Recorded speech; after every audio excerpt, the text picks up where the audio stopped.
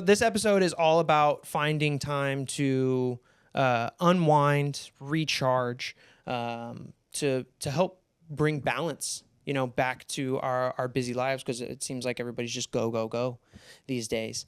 Go-getters. But yeah, so, one of the first things that I want to talk about in this that I think has been something that I know that I personally have been working on for, it feels like a couple of months now. Yeah. And I think this might actually be more of a tip for the entrepreneur more than like the working person, just because of the dynamic of an entrepreneur. Yeah, sometimes you're not able to do this so much at a 9-to-5 job, but the importance of scheduling or taking regular breaks. Yep. Right. So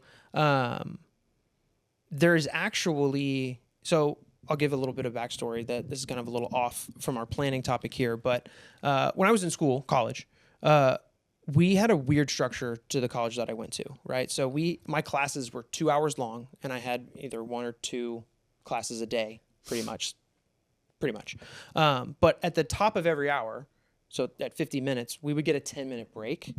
And that sounds nice. And I never really transitioned that into life after school. Until planning this but episode. Now I'm trying to, now I'm trying to, because I think for me, like just saying, just take a random break. Like that's kind of hard. It sounds lazy. Well, no, it's not that. It's just kind of like, okay, but when?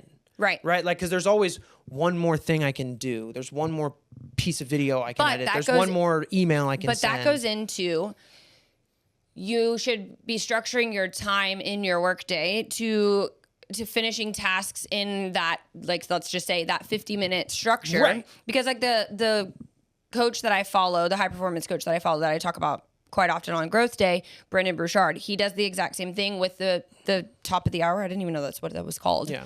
At the 50-minute.